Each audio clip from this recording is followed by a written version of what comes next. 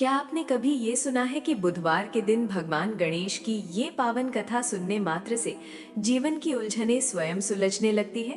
प्रिय दर्शक बंधुओं, आज का ये बुधवार कोई साधारण दिन नहीं है। ये वो शुभ घड़ी है जब विघ्नहर्ता श्री गणेश अपने भक्तों के जीवन से बाधाओं को हटाकर बुद्धि, विवेक और शुभता का मार्ग प्रशस्त करते हैं।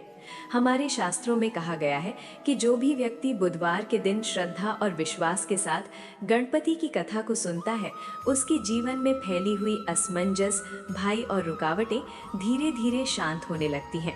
जैसे बंद द्वार पर सही चाबी लगते ही ताला खुल जाता है, वैसे ही गणेश जी की कृपा से जीवन के अटके हुए काम सहज होने लगते हैं। दर्शक बंधुओं, एक पल ठहर कर अपने मन को देखिए। कितनी बार निर्णय लेते समय मन डगमगा जाता है, कितनी बार मेहनत के बाद भी सफलता हाथ से फिसल जाती है, और कितनी बार लगता है कि रास्ता होते हुए भी दिशा दिखाई नहीं दे रही। लेकिन आज जब आप बुधवार के इस पवित्र समय में गणेश जी की कथा सुनने बैठे हैं, तो ऐसा प्रतीत होता है मानो कोई सौम्य ऊर्जा आपके विचारों को स्थिर कर रही हो, मन का बोझ हल्का हो रहा हो और भीतर से एक भरोसा जन्म ले रहा हो। भगवान गणेश केवल विघ्नों को हरने वाले ही नहीं है, वे वो चेतना है जो सही और गलत का भेद सिखाती है। वे वो बुद्धि है जो अंधकार में भी प्रकाश का रास्ता दिखा देती है। इसलिए आज की ये कथा केवल कथा नहीं, बल्कि आपके जीवन में आने वाले सकारात्मक परिवर्तन का संकेत बन सकती है। कई बार भक्त मन ही मन कहता है, हे गणनायक, मेरी बुद्धि कब स्थिर होगी, मेरे कामों में आ रही रुकावटें कब दूर होंगी। हो सकता है आज का ये बुधवार उसी मौन प्रार्थना का उत्तर हो। इसलिए हर शब्द को केवल सुनिए मत, उसे अनुभव कीजिए। बैरोवीर शक्ति पर आप अक्सर देखते हैं कि कभी कभी इंट्रो सीधे कथा की ओर ले जाता है, और आज भी वैसा ही भाव रखिए, क्योंकि कथा का प्रभाव तभी पूर्ण होता है जब मन एकाग्र हो। बहुत पुरानी बात है, एक गांव में एक बूढ़ी अम्मा रहती थी। वो बहुत साधारण जीवन जीती थी, लेकिन उसका विश्वास अडिग था। हर बुधवार वो घर के एक कोने में दीप जलाकर गणेश जी की सादगी से पूजा करती थी। ना उसके पास अधिक धन था, ना साधन, लेकिन उसके मन में ये दृढ़ भाव था कि विघ्नहर्ता सब संभाल लेंगे। एक समय ऐसा आया जब गांव में कठिनाइयां बढ़ गई, लोग भय और भ्रम में घिर गए। तब वही बूढ़ी अम्मा सबको यही कहती थी कि पहले गणेश जी को याद करो, बुद्धि शांत होगी तो रास्ता अपने आप दिखेगा। कहते हैं कि उसकी इस श्रद्धा से न केवल उसके जीवन की बाधाएं दूर हुईं, बल्कि जिसने भी उसके साथ बैठकर गणेश कथा सुनी, उसके काम बनने लगे। दर्शक बंधुओं, यही इस कथा का सार है। जब श्रद्धा, धैर्य और गणेश जी की कृपा एक साथ मिलती है, तब जीवन की सबसे कठिन गांठ भी खुल जाती है। इसीलिए निवेदन है, इस पावन बुधवार की कथा को अंत तक सुनिए, क्योंकि हो सकता है कथा का कोई एक भाव, कोई एक प्रसंग आपके जीवन की दिशा बदल दे। और यदि आप सच्चे सनातनी हैं, तो इस दिव्य कथा को आगे बढ़ाना भी आपका धर्म है। इसीलिए इस कथा को प्रेम से साझा करें और हमारे चैनल सनातन आराध्या को सब्सक्राइब करना ना भूलें, ताकि हर बुधवार आपको भगवान गणेश की ऐसी ही भावपूर्ण कथाएं और सकारात्मक संदेश मिलते रहें। अब मन को शांत कीजिए, हृदय में भक्ति जगाइए और विघ्नहर्ता गणेश जी का स्मरण करते हुए इस पावन कथा की यात्रा को आगे बढ़ाइए। बहुत समय पहले की बात है, एक सुदूर इलाके में बसा हुआ एक छोटा सा गांव था। गांव का नाम था अमरपुर। ये गांव न बहुत समृद्ध था और न ही पूरी तरह उजड़ा हुआ, लेकिन यहाँ रहने वालों का जीवन परिश्रम और अभाव के बीच चलता था। इसी गांव का मुखिया था सुखिया, जो नाम से तो सुखिया कहलाता था, लेकिन उसके मन में सुख कम और स्वार्थ अधिक था। वो गांव की पंचायत चलाता, लगान वसूलता और बड़े लोगों के सामने अपनी ताकत दिखाता, पर गरीबों के दुख दर्द को वो अक्सर अनदेखा कर देता था। उसी गांव के एक कोने में खेतों से भी दूर एक कच्ची सी झोपड़ी थी। ये झोपड़ी इतनी जर्जर थी कि उसकी दीवारों में दरारें पड़ चुकी थी और छप्पर से अक्सर भूसा और मिट्टी झड़ती रहती थी। उसी झोपड़ी में रहती थी एक अत्यंत गरीब और दुखों से टूटी हुई औरत, जिसका नाम था गौरी। गौरी इस दुनिया में बिल्कुल अकेली थी। न उसका कोई पति था, न संतान, न भाई, न माता पिता। कभी उसका भी परिवार था, हंसी थी, आवाजें थी, लेकिन समय ने सब कुछ छीन लिया। बीमारी, भूख और गरीबी ने एक एक करके उसके अपने उससे दूर कर दिए। अब उसके जीवन में केवल लंबी रातें और भारी सन्नाटा बचा था। गौरी की हालत इतनी खराब हो चुकी थी कि उसका शरीर हड्डियों का ढांचा मात्र रह गया था। पेट की आग कई बार उसे अंदर से जला देती, पर उसके पास खाने को कुछ नहीं होता। कई कई दिन वो केवल पानी पीकर गुजार देती। कभी खेतों में मजदूरी मिल जाती तो थोड़ा सा अनाज मिल जाता, लेकिन जब शरीर ने साथ देना छोड़ दिया तो काम भी छूट गया। गांव वाले पहले दया कर देते थे, पर धीरे धीरे सब ने मुंह मोड़ लिया। मुखिया सुखिया के दरवाजे तक भी वो कई बार गई, लेकिन हर बार उसे खाली हाथ ही लौटना पड़ा। इन सब दुखों के बीच भी गौरी के जीवन में एक ही सहारा था, गणपति बाबा। उसकी झोपड़ी के एक कोने में मिट्टी से बनी गणेश जी की एक छोटी सी मूर्ति रखी थी, जिसे उसने अपने हाथों से बनाया था। वो मूर्ति भले ही सुंदर ना हो, लेकिन उसमें गौरी की पूरी श्रद्धा बसती थी। न उसके पास फूल थे, न लड्डू, न घी का दीपक। कभी कभी वो केवल साफ पानी से ही गणपति बाबा को स्नान कराती और अपनी फटी हुई साड़ी के पल्लू से उन्हें पोंछ देती। हर सुबह सूरज निकलने से पहले, चाहे उसका शरीर कितना ही कमजोर क्यों ना हो, गौरी उठती, झोपड़ी के आंगन को थोड़ा सा साफ करती और फिर गणपति बाबा के सामने बैठ जाती। उसके हाथ कांपते थे, आंखों में आंसू होते थे और आवाज बहुत धीमी होती थी। वो पूजा में बड़े बड़े मंत्र नहीं बोलती थी, बस दिल की बातें कहती थी। वो बताती कि कैसे रात में भूख से पेट जलता है, कैसे प्यास से होंठ फट जाते हैं, कैसे अकेलेपन में डर लगता है। कई बार पूजा करते करते उसका सिर चकराने लगता, आंखों के सामने अंधेरा छा जाता, लेकिन वो पूजा बीच में नहीं छोड़ती। गौरी का विश्वास था कि गणपति बाबा सब देख रहे हैं। वो कहती, बाबा मेरे पास देने को कुछ नहीं है, बस मेरा विश्वास है। अगर मेरे जीवन में दुख ही लिखा है तो मुझे उसे सहने की शक्ति दे देना। उसकी पूजा में जल भी था, पीड़ा भी थी, आंसू भी थे और धैर्य भी था। बाहर गांव में लोग अपने कामों में लगे रहते, कोई हंसता, कोई झगड़ता, लेकिन उस झोपड़ी के भीतर केवल भक्ति और दर्द साथ साथ बहते रहते। एक दिन लगातार कई दिनों से कुछ न खाने के कारण गौरी की हालत बहुत बिगड़ गई। शरीर में जान नहीं थी, बुखार चढ़ा हुआ था और प्यास ने गला सुखा दिया था। फिर भी वो किसी तरह उठकर गणपति बाबा के सामने बैठी। उसने आखिरी बचा हुआ पानी चढ़ाया और बहुत धीमी आवाज में बोली, हे विघ्नहर्ता, हे गजानन, हे लंबोदर, हे एकदंत, आपके सिवा मेरा कोई नहीं। आप ही मेरे माता हैं, आप ही पिता हैं, आप ही मेरे सखा हैं। मैं अकेली हूँ प्रभु, बिल्कुल अकेली। इस संसार में मेरा कोई अपना नहीं रहा। भूख से मेरा शरीर जर्जर हो गया है, रोग ने मेरी हड्डियों तक को कमजोर कर दिया है, लेकिन फिर भी मेरा मन आपसे शिकायत नहीं करता। बाबा, बस इतनी प्रार्थना है कि अगर ये मेरे अंतिम दिन है तो मुझे आपकी शरण में ही रहने दें। मुझे इतना बल दें कि मैं अंतिम सांस तक आपका नाम ले सकूं। उसी समय बाहर आसमान में बादल घिराए, हवा तेज चलने लगी और गांव अमरपुर में अजीब सी बेचैनी फैलने लगी। मुखिया सुखिया अपने घर में बैठा कुछ सोच रहा था और उसे बार बार वही झोपड़ी याद आ रही थी जिसे वो हमेशा अनदेखा करता आया था। यहीं से गौरी के जीवन और गांव अमरपुर की कहानी एक नया मोड़ लेने वाली थी। लेकिन ये सब अभी शुरू ही हुआ था। गौरी ने आखिरी शक्ति बटोरकर अपनी आंखें बंद की और गणपति बाबा के चरणों में अपना सिर रख दिया। उसके होंठ धीरे धीरे हिल रहे थे और वो बार बार ओम गम गणपतये नमः का जाप कर रही थी। उसकी आवाज इतनी क्षीण हो चुकी थी कि शायद कोई इंसान उसे सुन भी नहीं सकता था, लेकिन भक्त की पुकार तो सीधे भगवान के कानों तक पहुंचती है। गौरी का पूरा शरीर कांप रहा था, माथे पर पसीने की बूंदें थीं और सांसें बहुत धीमी हो गई थीं। वो जानती थी कि शायद ये उसकी आखिरी पूजा है, इसीलिए उसने अपनी पूरी भक्ति, अपना पूरा समर्पण इस एक क्षण में उड़ेल दिया। उस समय बाहर हवा और तेज हो गई, पेड़ों की डालियां झूमने लगी और आकाश में बादलों का एक अजीब सा घेरा बन गया। गांव के कुत्ते जोर जोर से भौंकने लगे, पक्षी अपने घोंसलों में छुप गए, गांव के लोग अपने घरों में दुबक गए क्योंकि उन्हें लगा कि शायद कोई आंधी तूफान आने वाला है। लेकिन ये कोई साधारण तूफान नहीं, संगीत था। ये तो प्रभु के आगमन की सूचना थी। गौरी की झोपड़ी के चारों ओर एक अलौकिक प्रकाश फैलने लगा। वो प्रकाश इतना तेज नहीं था कि आंखों को चौंधिया दे, बल्कि वो बहुत कोमल और शांत था, जैसे सुबह की पहली किरण हो। उस प्रकाश में एक सुगंध भी थी, ऐसी सुगंध जो इस धरती पर कभी नहीं मिलती। वो सुगंध चंदन की थी, गुलाब की थी, मोगरे की थी और उससे भी बढ़कर किसी दिव्य लोक की थी। गौरी को अचानक अपने शरीर में एक अजीब सी हलचल महसूस हुई। उसका दर्द कम होने लगा, सांसें थोड़ी सामान्य हो गई और उसे लगा जैसे कोई बहुत कोमल हाथ उसके माथे पर रखा गया हो।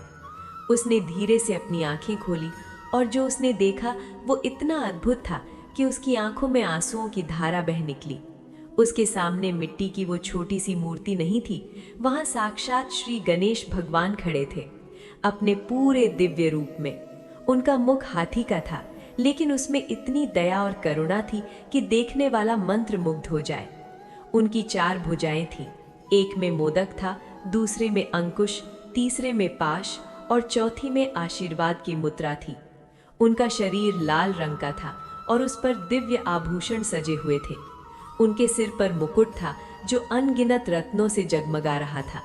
उनकी आंखें अत्यंत कोमल थीं और उनमें अनंत प्रेम झलक रहा था। गौरी कुछ बोल नहीं पाई, उसका गला भर आया था। उसने अपने कांपते हाथों से गणपति बाबा के चरणों को छुआ और फिर अपने माथे से लगा लिया। उसके आंसू उन दिव्य चरणों पर गिरने लगे। भगवान गणेश ने बहुत प्रेम से अपना हाथ गौरी के सिर पर रखा और कहा, बेटी गौरी, तुम्हारी भक्ति ने मुझे द्रवित कर दिया है।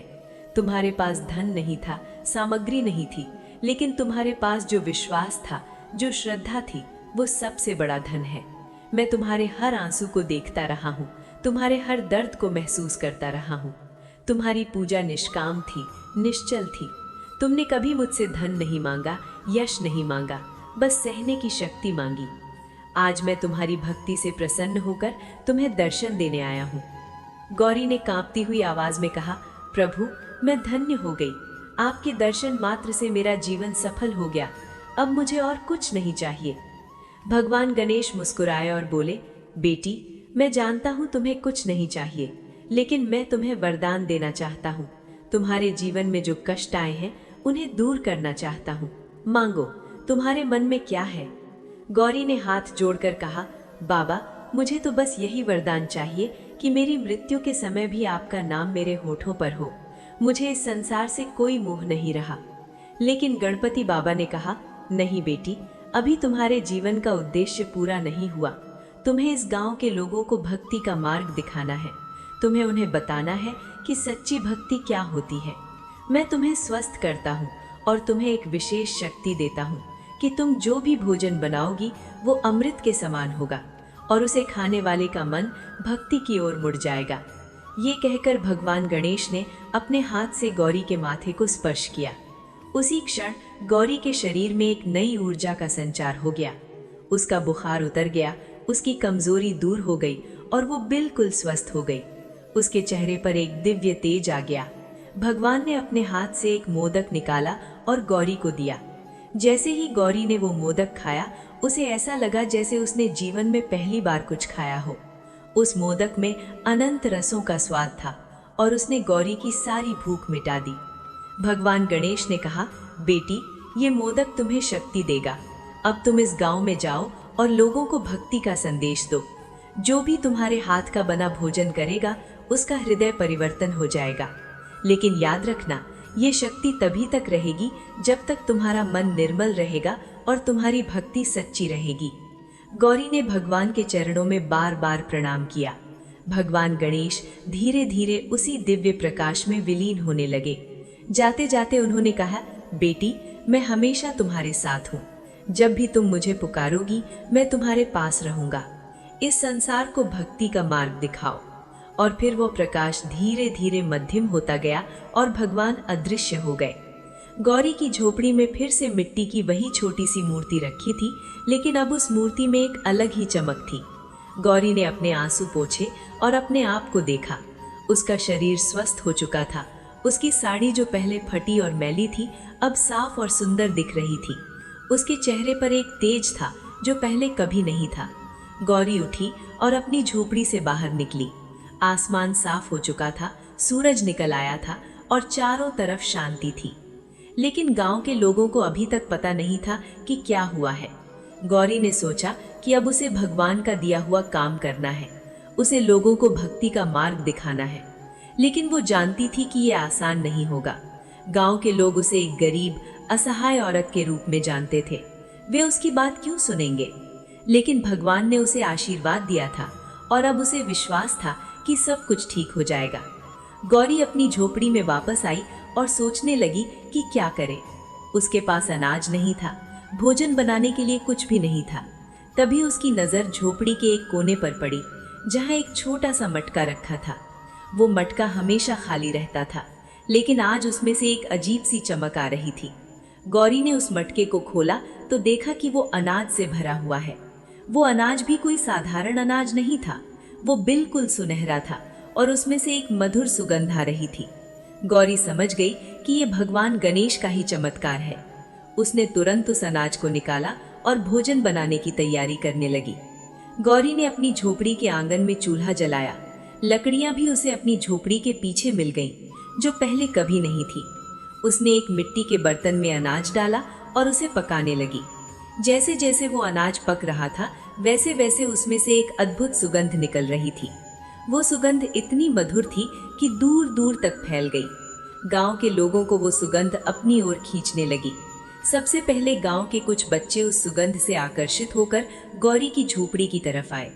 उन बच्चों ने जब देखा कि गौरी भोजन बना रही है, तो वे उत्सुकता से उसके पास आए। एक छोटा सा बच्चा जिसका नाम मोहन था, उसने पूछा, काकी, इतनी अच्छी खुशबू कहाँ से आ रही है? गौरी मुस्कुराई और बोला, बेटा, ये भगवान गणेश का प्रसाद है, तुम सब बैठो, मैं तुम्हें खिलाती हूँ। बच्चे खुशी खुशी बैठ गए। गौरी ने बड़े प्यार से उन सभी बच्चों को वो भोजन परोसा। जैसे ही बच्चों ने पहला ग्रास मुंह में रखा, उनकी आंखें खुशी से चमक उठी। उन्होंने कभी इतना स्वादिष्ट भोजन नहीं खाया था। वे सब बड़े चाव से खाने लगे। लेकिन सिर्फ स्वाद ही नहीं था, उस भोजन में कुछ और भी था। खाते खाते बच्चों के मन में भगवान के प्रति श्रद्धा उत्पन्न होने लगी। मोहन ने पूछा, काकी, आपने ये खाना कैसे बनाया? इसमें ऐसा क्या है कि मेरा मन बहुत शांत हो गया है और मुझे भगवान को याद करने का मन कर रहा है? गौरी ने कहा, बेटा, इसमें कुछ खास नहीं है, बस भगवान गणेश का आशीर्वाद है। जब हम किसी चीज को भक्ति भाव से बनाते हैं तो वो दिव्य हो जाती है। बच्चों ने पेट भरकर खाया और फिर अपने घर चले गए। लेकिन घर जाकर उन्होंने अपने माता पिता को बताया कि गौरी काकी ने उन्हें कितना स्वादिष्ट खाना खिलाया है। गांव के कुछ लोगों ने सोचा कि ये कैसे हो सकता है, गौरी तो इतनी गरीब है कि उसके पास खुद के लिए खाना नहीं है, वो बच्चों को कैसे खिला सकती है। लेकिन कुछ लोगों के मन में उत्सुकता जगी और अगले दिन वे भी गौरी की झोपड़ी की तरफ गए। अगली सुबह जब गौरी फिर से भोजन बना रही थी तो गांव के कुछ लोग उसके पास आए। उनमें एक औरत थी जिसका नाम राम प्यारी था। वो गांव में काफी बातूनी थी और सबकी खबर रखती थी। उसने गौरी से पूछा, गौरी बहन, सुना है तुमने कल बच्चों को बहुत अच्छा खाना खिलाया था, ये तुम्हारे पास इतना अनाज कहाँ से आया? गौरी ने विनम्रता से कहा, बहन, ये सब गणपति बाबा की कृपा है। मैंने उनकी भक्ति की और उन्होंने मुझे आशीर्वाद दिया। राम प्यारी हंसने लगी और बोली, अरे छोड़ो भी, भगवान किसी को अनाज देने आते हैं क्या? तुमने किसी से मांगा होगा या चुराया होगा? गौरी को राम प्यारी की बात सुनकर दुख हुआ, लेकिन उसने कुछ नहीं कहा। उसने बस मुस्कुराकर कहा, बहन, मैं झूठ नहीं बोल रही, तुम चाहो तो मेरे हाथ का बना खाना खाकर देख सकती हो। राम प्यारी ने सोचा कि चलो देखते हैं। उसने गौरी के हाथ का बना खाना खाया। जैसे ही उसने पहला ग्रास मुंह में रखा, उसे ऐसा लगा जैसे उसकी जीभ पर अमृत रखा गया हो। उसका पूरा शरीर एक अजीब सी शांति से भर गया। उसके मन में जो कड़वाहट थी, जो दूसरों के बारे में बुरा सोचने की आदत थी, वो सब धीरे धीरे पिघलने लगी। उसकी आंखों में आंसू आ गए और वो गौरी के पैरों में गिर गई। उसने कहा, बहन, मुझे माफ कर दो, मैंने तुम पर शक किया। सच में ये भगवान का ही चमत्कार है। इस खाने में कुछ ऐसा है कि मेरा मन बदल गया है। मुझे अपने किए सारे बुरे कामों की याद आ रही है। मुझे लग रहा है कि मैंने अपनी जिंदगी में कितनी गलतियां की हैं। गौरी ने प्यार से राम प्यारी को उठाया और कहा, बहन, ये सब गणपति बाबा की कृपा है। वो हम सबके भीतर बैठे हैं। जब हम उन्हें सच्चे मन से पुकारते हैं तो वो हमारे पास आते हैं। राम प्यारी ने पूरे गांव में जाकर बताया कि गौरी के हाथ में कुछ जादू है। उसका बनाया हुआ खाना सिर्फ पेट नहीं भरता, बल्कि मन को भी शांति देता है। धीरे धीरे और लोग भी गौरी के पास आने लगे। कुछ लोग उत्सुकतावश आए, कुछ लोग भोजन के लालच में आए, लेकिन जो भी आया उसका मन बदल गया। गांव में एक किसान था जिसका नाम रामदीन था।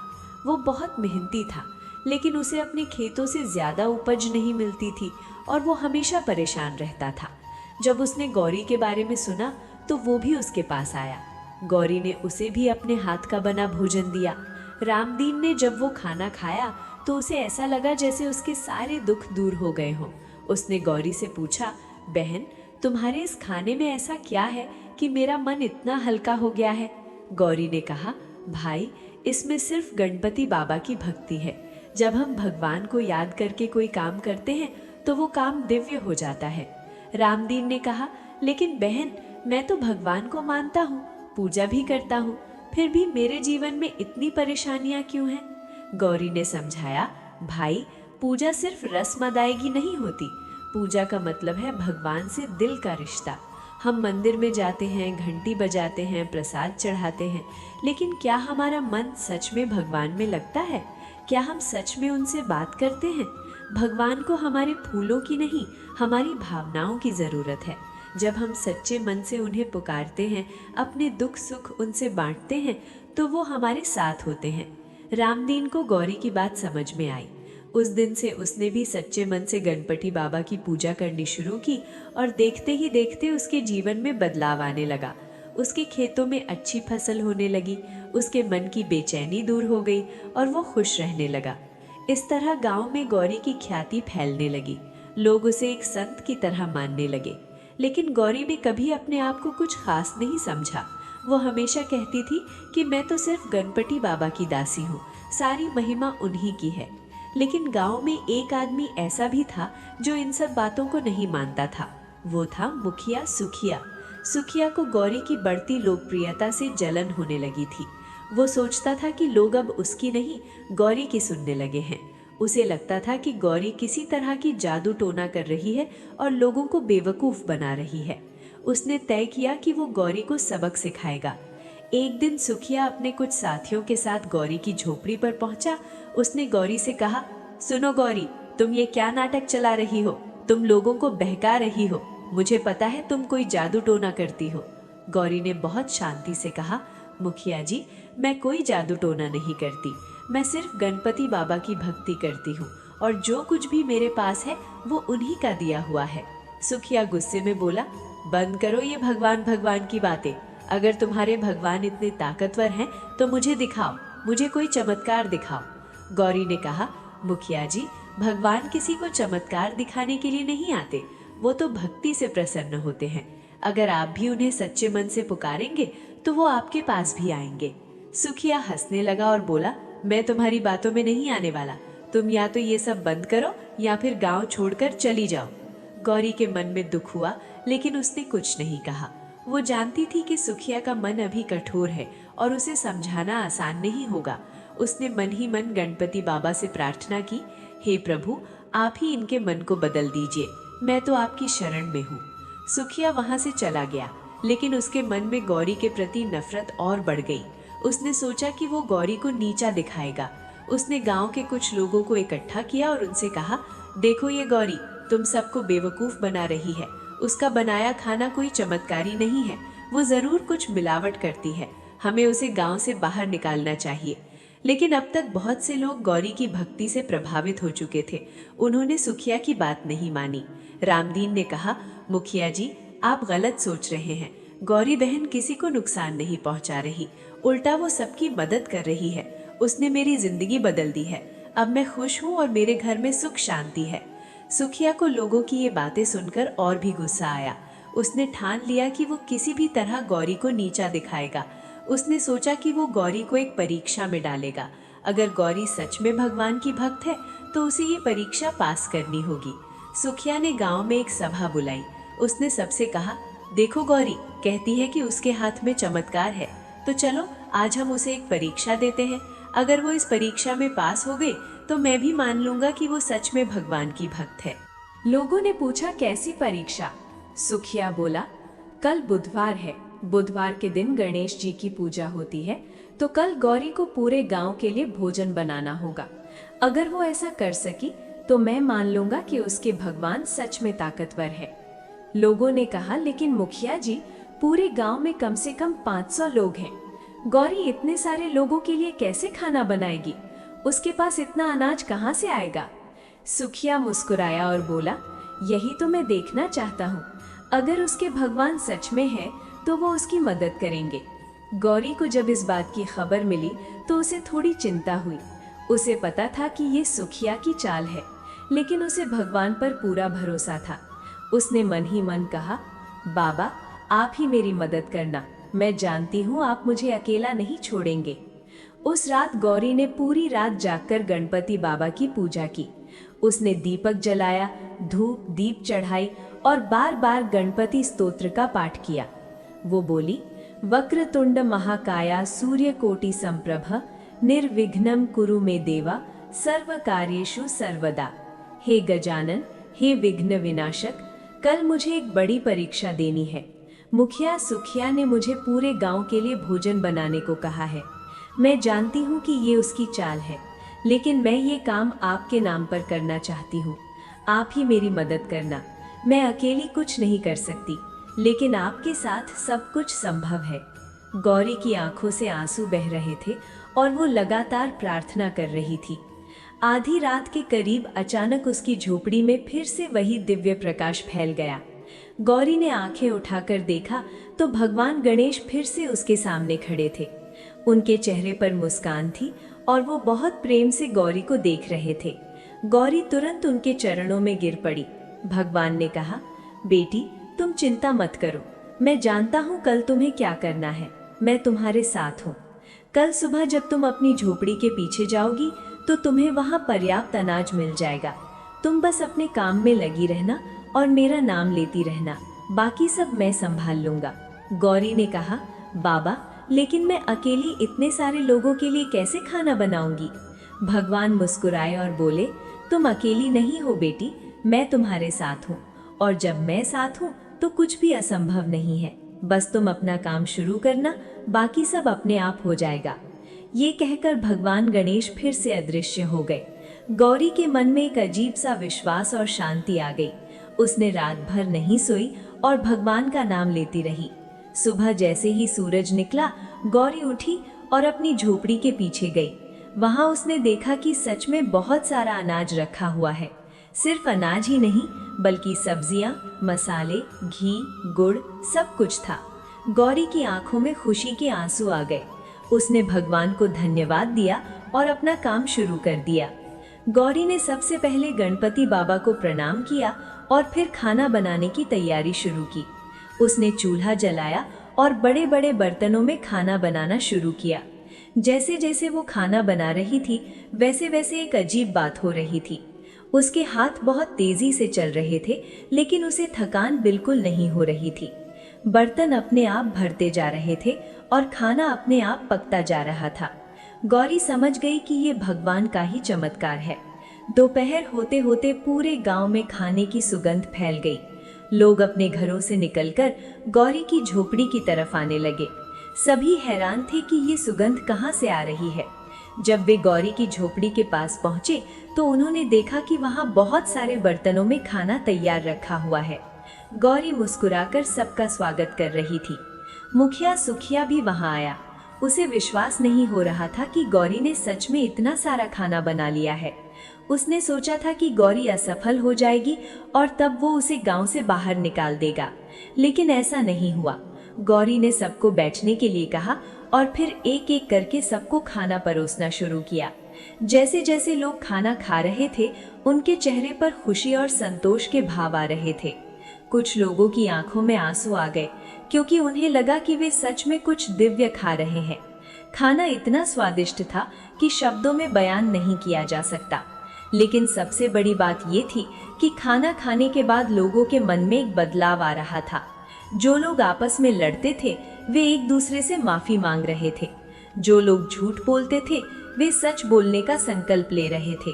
जो लोग दूसरों से नफरत करते थे, उनके मन में प्रेम उत्पन्न हो रहा था। मुखिया सुखिया ने भी वो खाना खाया। जैसे ही उसने पहला ग्रास मुंह में रखा, उसे ऐसा लगा जैसे उसके पूरे शरीर में बिजली दौड़ गई हो। उसका मन जो अब तक कठोर था, वो पिघलने लगा। उसे अपने जीवन में किए गए सारे बुरे कामों की याद आने लगी। उसे याद आया कि कैसे उसने गरीबों का शोषण किया, कैसे उसने अपने फायदे के लिए लोगों को धोखा दिया, कैसे उसने गौरी जैसे असहाय औरत की मदद नहीं की। उसकी आंखों में आंसू आ गए और वो गौरी के पास गया। उसने गौरी के पैर पकड़ लिए और कहा, बहन, मुझे माफ कर दो। मैंने तुम्हारे साथ बहुत बुरा किया। मैंने तुम्हें परेशान किया, तुम पर शक किया और तुम्हें नीचा दिखाने की कोशिश की। लेकिन आज मुझे समझ आया कि तुम सच में भगवान की भक्त हो। तुम्हारे हाथ में दिव्य शक्ति है। गौरी ने सुखिया को उठाया और कहा, मुखिया जी, आपको माफ करने वाली मैं कौन होती हूँ? ये सब गणपति बाबा की कृपा है। वो सबके मन को बदल सकते हैं। आप भी उनकी शरण में आ जाइए, आपका जीवन भी बदल जाएगा। सुखिया ने कहा, हाँ बहन, आज से मैं भी गणपति बाबा की भक्ति करूंगा। मैं अपने जीवन को बदलूंगा। मैं अब गांव के गरीबों की मदद करूंगा, किसी के साथ अन्याय नहीं करूंगा। गौरी मुस्कुराई और बोली, बस यही तो गणपति बाबा चाहते हैं। वो चाहते हैं कि हम सब मिलकर प्रेम से रहें, एक दूसरे की मदद करें और सच्चाई के रास्ते पर चलें। उस दिन पूरे गांव में एक अजीब सा माहौल था। सभी लोग खुश थे, सभी के चेहरे पर मुस्कान थी। लोग एक दूसरे से गले मिल रहे थे, पुरानी दुश्मनी भूल रहे थे। गांव में एक नई ऊर्जा, एक नई उम्मीद पैदा हो गई थी। सब लोग गौरी का धन्यवाद कर रहे थे, लेकिन गौरी बार बार कहती थी कि ये सब गणपति बाबा की कृपा है, मेरा इसमें कोई योगदान नहीं है। शाम होते होते सारे लोग अपने घर चले गए, लेकिन उनके मन में गणपति बाबा के प्रति श्रद्धा जग गई थी। कई लोगों ने तय किया कि वे भी अब से नियमित रूप से गणपति बाबा की पूजा करेंगे। गांव में एक छोटा सा मंदिर था जो बहुत दिनों से उजड़ा पड़ा था। सुखिया ने कहा कि अब हम उस मंदिर को फिर से बनाएंगे और वहां गणपति बाबा की एक सुंदर मूर्ति स्थापित करेंगे। अगले कुछ दिनों में गांव के लोगों ने मिलकर उस मंदिर को साफ किया, उसकी मरम्मत की और फिर एक शिल्पकार को बुलाकर गणपति बाबा की एक सुंदर मूर्ति बनवाई। जब मूर्ति तैयार हो गई तो पूरे गांव ने मिलकर एक भव्य पूजा का आयोजन किया। गौरी को विशेष रूप से बुलाया गया और उससे कहा गया कि वही मूर्ति की प्राण प्रतिष्ठा करे। गौरी ने बड़ी विनम्रता से कहा, मैं तो एक साधारण औरत हूँ, ये काम किसी पंडित को करना चाहिए। लेकिन सब ने कहा, नहीं बहन, तुम साधारण नहीं हो, तुम गणपति बाबा की सच्ची भक्त हो, तुम्हारे हाथों से ही ये काम होना चाहिए। गौरी ने गांव वालों की बात मान ली। उस दिन बुधवार था, जो गणपति बाबा का दिन माना जाता है। सुबह से ही पूरे गांव में उत्साह का माहौल था। मंदिर को फूलों से सजाया गया, दीपक जलाए गए, धूप दीप से पूरा मंदिर महक उठा। गौरी ने स्नान किया, स्वच्छ वस्त्र पहने और मंदिर में पहुंची। उसने बड़ी श्रद्धा से गणपति बाबा की मूर्ति का अभिषेक किया। उसने पंचामृत से स्नान कराया, जल से, दूध से, दही से, घी से, शहद से और फिर शुद्ध जल से। हर बार जब वो मूर्ति को स्नान करा रही थी तो उसके मुंह से बस एक ही मंत्र निकल रहा था, ओम गम गणपतये नमः। मूर्ति का अभिषेक करने के बाद गौरी ने उसे वस्त्र पहनाए, आभूषण पहनाए और फिर चंदन का तिलक लगाया। उसने फूलों की माला पहनाई और फिर नैवेद्य चढ़ाया। नैवेद्य में मोदक थे, जो गणपति बाबा को सबसे प्रिय है। गौरी ने खुद अपने हाथों से वे मोदक बनाए थे। जैसे ही उसने मोदक चढ़ाए, पूरे मंदिर में एक दिव्य सुगंध फैल गई।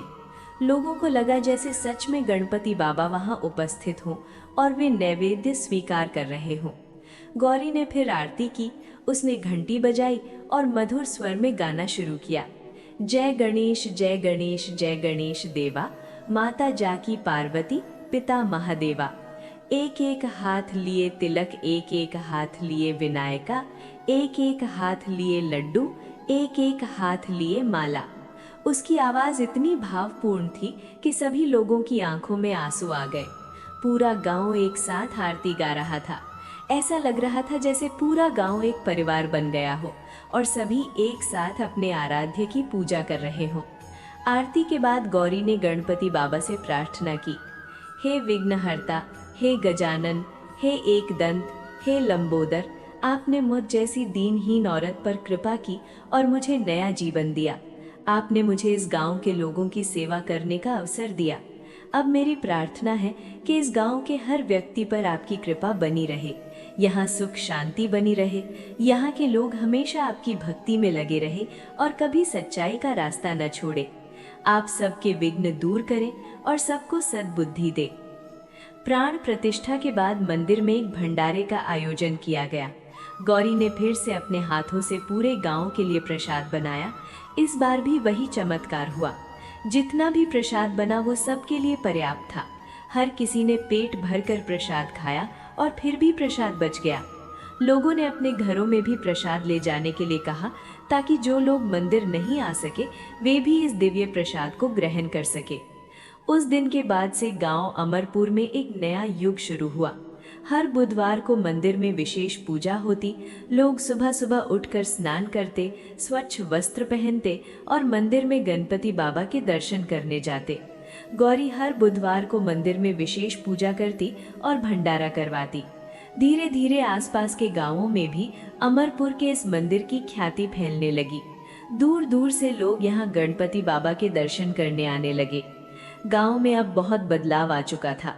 मुखिया सुखिया ने अपना नाम बदलकर सुखदेव रख लिया था।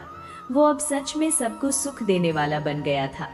उसने गरीबों के लिए एक छोटा सा अन्न भंडार बनवाया जहां से जरूरतमंद लोग मुफ्त में अनाज ले सकते थे।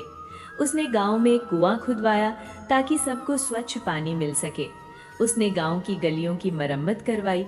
वो अब पहले वाला स्वार्थी सुखिया नहीं रहा था, बल्कि एक सच्चा सेवक बन गया था। रामदीन किसान की खेती में भी बहुत सुधार आया। उसके खेतों में अब सुनहरी फसलें लहलहाती थी। उसने गणपति बाबा की कृपा से जो कमाया उसका एक हिस्सा वो मंदिर में दान कर देता था। राम प्यारी जो पहले बहुत बातूनी थी और दूसरों की बुराई करती थी, अब वो गांव की महिलाओं को एकत्रित करके उन्हें भजन कीर्तन सिखाती थी। हर शाम गांव की औरतें इकट्ठा होती और गणपति बाबा के भजन गाती। गांव में एक गरीब परिवार रहता था जिसमें एक बूढ़ी औरत और उसका पोता था। पोते का नाम गोपाल था। गोपाल बहुत ही शरारती बच्चा था और पढ़ाई में बिल्कुल मन नहीं लगाता था। उसकी दादी बहुत परेशान रहती थी। एक दिन दादी गोपाल को लेकर गौरी के पास आई। उसने कहा, बहन, मेरा पोता बहुत शरारती है। मैं इसे समझाते समझाते थक गई हूँ, लेकिन ये किसी की नहीं सुनता। आप इसे समझाइए। गौरी ने गोपाल को प्यार से पास बुलाया और पूछा, बेटा, तुम पढ़ाई क्यों नहीं करते? गोपाल ने कहा, काकी, मुझे पढ़ाई अच्छी नहीं लगती, मैं तो बस खेलना चाहता हूँ। गौरी मुस्कुराई और बोली, बेटा, खेलना तो अच्छी बात है, लेकिन पढ़ाई भी जरूरी है। तुम्हें पता है गणपति बाबा को ज्ञान का देवता क्यों कहा जाता है? गोपाल ने सिर हिलाया। गौरी ने कहा, देखो बेटा, गणपति बाबा ने अपनी बुद्धि से जीत हासिल की। अगर तुम भी पढ़ोगे, ज्ञान अर्जित करोगे, तो तुम भी जीवन में सफल हो सकते हो। गणपति बाबा तुम्हें जरूर आशीर्वाद देंगे अगर तुम मन लगाकर पढ़ोगे। गोपाल के मन में गणपति बाबा के प्रति श्रद्धा जागी। उसने कहा, काकी, मैं अब से मन लगाकर पढ़ूंगा। आप मुझे गणपति बाबा की और कहानियां सुनाइए। गौरी ने कहा, जरूर बेटा, लेकिन पहले तुम मुझसे वादा करो कि तुम रोज पढ़ाई करोगे और गणपति बाबा से प्रार्थना करोगे कि वो तुम्हें बुद्धि दे। गोपाल ने वादा किया। उस दिन के बाद से गोपाल बदल गया। वो रोज सुबह गणपति बाबा की पूजा करता और फिर पढ़ाई करता। धीरे धीरे उसकी पढ़ाई में रुचि बढ़ने लगी और वो अपनी कक्षा में अच्छे अंक लाने लगा। उसकी दादी बहुत खुश थी। वो रोज गौरी को धन्यवाद देती थी, लेकिन गौरी हमेशा कहती कि ये सब गणपति बाबा की कृपा है। इसी तरह गांव में कई लोगों की जिंदगी बदली। एक व्यापारी था जिसके नाम लाला राम प्रसाद था। वो बहुत ईमानदार व्यापारी था, लेकिन उसका व्यापार ठीक से नहीं चल रहा था। वो बहुत निराश हो गया था। एक दिन उसने सोचा कि शायद उसे बेईमानी करनी पड़ेगी, तभी वो व्यापार में सफल हो पाएगा। लेकिन उसी समय उसकी पत्नी ने कहा, सुनो जी, हमें गौरी बहन के पास चलना चाहिए। वो गणपति बाबा की बहुत बड़ी भक्त हैं। शायद वो हमारी कुछ मदद कर सके। राम प्रसाद और उसकी पत्नी गौरी के पास गए। राम प्रसाद ने अपनी पूरी समस्या बताई। गौरी ने धैर्य से सब सुना और फिर कहा, लाला जी, आप ईमानदारी का रास्ता मत छोड़िए। भगवान गणेश विघ्न हरता है। वो सभी विघ्नों को दूर करते हैं, लेकिन उनकी कृपा पाने के लिए आपको सच्चे मन से उनकी शरण में जाना होगा। आप हर बुधवार को व्रत रखिए, गणपति बाबा की पूजा कीजिए और गरीबों को दान दीजिए। आप देखिए आपके व्यापार में जरूर सुधार होगा। रामप्रसाद ने कहा, लेकिन बहन, मेरे पास तो अभी इतना पैसा नहीं है कि मैं दान कर सकूं। गौरी ने कहा, लाला जी, दान सिर्फ पैसे का नहीं होता। आप अपना समय दे सकते हैं, अपनी सेवा दे सकते हैं। आप मंदिर में आकर सफाई कर सकते हैं, गरीबों की मदद कर सकते हैं। भगवान को आपकी भावना चाहिए, आपका धन नहीं। रामप्रसाद को गौरी की बात समझ में आई। उसने गौरी की सलाह मानी और हर बुधवार को व्रत रखने लगा। वो सुबह उठकर गणपति बाबा की पूजा करता, मंदिर जाता, वहाँ सफाई करता और फिर अपने काम पर जाता। धीरे धीरे उसके व्यापार में सुधार होने लगा, ग्राहक बढ़ने लगे। लोग उसकी ईमानदारी की तारीफ करने लगे। कुछ महीनों में ही उसका व्यापार अच्छा चलने लगा। रामप्रसाद को विश्वास हो गया कि ये सब गणपति बाबा की कृपा है। उसने मंदिर में एक बड़ा दान दिया और कहा कि ये दान नहीं, ये तो गणपति बाबा का ही दिया हुआ है जो मैं उन्हें वापस कर रहा हूँ। गांव में एक विधवा औरत रहती थी जिसका नाम सुमित्रा था। उसके 2 छोटे बच्चे थे और वो बड़ी मुश्किल से उनका पालन पोषण कर रही थी। उसे दूसरों के घरों में काम करना पड़ता था। कभी कभी तो उसे और उसके बच्चों को भूखा भी सोना पड़ता था। एक दिन जब वो बहुत परेशान थी तो वो गौरी के पास आई और अपना दुख बताया। गौरी ने उसे अपने पास बिठाया और कहा, बहन, तुम इतनी परेशान मत हो। गणपति बाबा सबका ध्यान रखते हैं। तुम रोज उनसे प्रार्थना किया करो, वो जरूर तुम्हारी मदद करेंगे। और सुनो, तुम रोज सुबह मंदिर में आया करो। मैं तुम्हें और तुम्हारे बच्चों को भोजन दूंगी। तुम्हें किसी के सामने हाथ फैलाने की जरूरत नहीं पड़ेगी। सुमित्रा की आंखों में आंसू आ गए। उसने कहा, बहन, तुम मुझ पर इतनी कृपा क्यों कर रही हो? मैं तो तुम्हारी कोई नहीं हूँ। गौरी ने कहा, बहन, हम सब एक हैं। हम सब गणपति बाबा की संतान हैं। जब मैं मुसीबत में थी तो गणपति बाबा ने मेरी मदद की। अब वो मेरे माध्यम से तुम्हारी मदद कर रहे हैं। तुम बस उनकी भक्ति करो और अपने बच्चों को अच्छे संस्कार दो, बाकी सब ठीक हो जाएगा। सुमित्रा ने गौरी की बात मानी। वो रोज मंदिर आने लगी और अपने बच्चों के साथ गणपति बाबा की पूजा करने लगी। गौरी उसे और उसके बच्चों को भोजन देती और साथ ही उन्हें भगवान की कहानियां सुनाती। धीरे धीरे सुमित्रा के जीवन में भी बदलाव आने लगा। एक दिन गांव की एक धनी औरत ने सुमित्रा को अपने यहाँ स्थायी रूप से काम पर रख लिया और उसे अच्छा वेतन देने लगी। सुमित्रा के बच्चे भी पढ़ाई में अच्छे होने लगे। सुमित्रा समझ गई कि ये सब गणपति बाबा का आशीर्वाद है। वो रोज गौरी को धन्यवाद देती, लेकिन गौरी हमेशा कहती कि धन्यवाद तो गणपति बाबा को दो, मैं तो बस उनका माध्यम हूँ। इस तरह गांव अमरपुर में एक के बाद एक चमत्कार होते रहे। हर किसी की समस्या का समाधान मिल रहा था, लेकिन ये सब इसलिए हो रहा था क्योंकि लोगों का विश्वास बढ़ गया था। वे सच्चे मन से गणपति बाबा की भक्ति कर रहे थे। वे एक दूसरे की मदद कर रहे थे। गांव में प्रेम और सद्भाव का माहौल था। एक दिन गांव में एक साधु आए। वे बहुत वृद्ध थे और उनके चेहरे पर एक दिव्य तेज था। उन्होंने गांव के मंदिर में गणपति बाबा के दर्शन किए और फिर गौरी से मिलने की इच्छा जताई। जब गौरी उनके पास आई तो साधु ने कहा, बेटी, मैं बहुत दूर से आया हूँ। मैंने सुना था कि यहाँ गणपति बाबा का एक चमत्कारी मंदिर है और एक देवी जैसी औरत रहती है जो सबकी मदद करती है। मैं तुम्हें देखकर बहुत प्रसन्न हुआ हूँ। तुम सच में धन्य हो। भगवान ने तुम्हें बहुत बड़ा वरदान दिया है। गौरी ने विनम्रता से कहा, महाराज, मैं तो कुछ नहीं हूँ, सब कुछ गणपति बाबा की कृपा है। साधु मुस्कुराए और बोले, बेटी, भगवान की कृपा तो हर किसी पर होती है, लेकिन उसे पाने के लिए पात्रता चाहिए। तुम में वो पात्रता है। तुम्हारा मन निर्मल है, तुम्हारी भक्ति सच्ची है और तुम्हारी सेवा निस्वार्थ है। इसीलिए भगवान तुम्हारे माध्यम से इतने चमत्कार कर रहे हैं। लेकिन याद रखना बेटी, जब तक तुम्हारा मन शुद्ध रहेगा तब तक ये सब चलता रहेगा। अगर कभी तुम्हारे मन में अहंकार आ गया, अगर तुमने सोचा कि ये सब मेरी शक्ति है, तो सब कुछ खत्म हो जाएगा। गौरी ने साधु के चरण छुए और कहा, महाराज, आपका आशीर्वाद मुझे हमेशा सही रास्ते पर चलने की प्रेरणा देता रहे। मैं कभी नहीं भूलूंगी कि सब कुछ गणपति बाबा का है। मैं तो बस उनकी दासी हूँ। साधु ने गौरी को आशीर्वाद दिया और कहा, बेटी, तुम्हारा जीवन लंबा हो और तुम हमेशा इसी तरह लोगों की सेवा करती रहो। तुम्हारे कारण इस गांव का नाम अमल हो जाएगा। लोग दूर दूर से यहाँ आएंगे और गणपति बाबा की भक्ति करेंगे। साधु ने कुछ देर मंदिर में रुके, पूजा की और फिर चले गए, लेकिन उनकी बातें गौरी के मन में बस गई। समय बीतता गया। गांव अमरपुर की ख्याति दूर दूर तक फैल गई। लोग दूसरे गांवों से, दूसरे शहरों से यहाँ आने लगे। कुछ लोग केवल दर्शन के लिए आते थे, कुछ लोग अपनी समस्याओं का समाधान पाने आते थे। गौरी सबसे बड़े प्यार से मिलती, सबकी सुनती और सबको गणपति बाबा की शरण में जाने की सलाह देती। मंदिर का आकार भी बढ़ने लगा। लोगों के दान से मंदिर का विस्तार हुआ। एक सुंदर सभागार बना जहां लोग बैठकर भजन कीर्तन कर सकते थे। मंदिर के बाहर एक बड़ा सा प्रांगण बना जहां भंडारे होते थे। हर बुधवार को मंदिर में विशेष आयोजन होता था। सुबह से ही लोग इकट्ठा होने लगते। सबसे पहले गणपति बाबा का अभिषेक होता, फिर षोडशोपचार पूजा होती जिसमें 16 तरह की सामग्रियों से पूजा की जाती थी। फिर गणपति अथर्वशीर्ष का पाठ होता जो कि गणपति बाबा की महिमा का वर्णन करता है। उसके बाद 108 बार गणपति मंत्र का जाप होता, फिर आरती होती और अंत में प्रसाद वितरण होता। गौरी हर बुधवार को खुद पूजा करती और लोगों को गणपति बाबा की कथाएं सुनाती। वो बताती कि कैसे गणपति बाबा ने महाभारत को लिखा था। एक बार महर्षि वेदव्यास ने महाभारत लिखने का निश्चय किया, लेकिन इतनी लंबी कथा को लिखने के लिए उन्हें किसी की मदद चाहिए थी। उन्होंने गणपति बाबा से प्रार्थना की। गणपति बाबा प्रकट हुए और बोले, मैं तुम्हारी महाभारत लिख सकता हूँ, लेकिन एक शर्त है, तुम्हें मुझे लगातार बोलते रहना होगा। अगर तुम बीच में रुके तो मैं भी लिखना बंद कर दूंगा। वेदव्यास जी ने भी एक शर्त रखी कि आप बिना समझे कुछ नहीं लिखेंगे, हर श्लोक को समझकर ही लिखेंगे। गणपति बाबा ने शर्त मान ली। वेदव्यास जी कभी कभी ऐसे कठिन श्लोक बोलते जिन्हें समझने में गणपति बाबा को समय लगता, और इस बीच वेदव्यास जी अगले श्लोक सोच लेते। इस तरह पूरी महाभारत लिखी गई।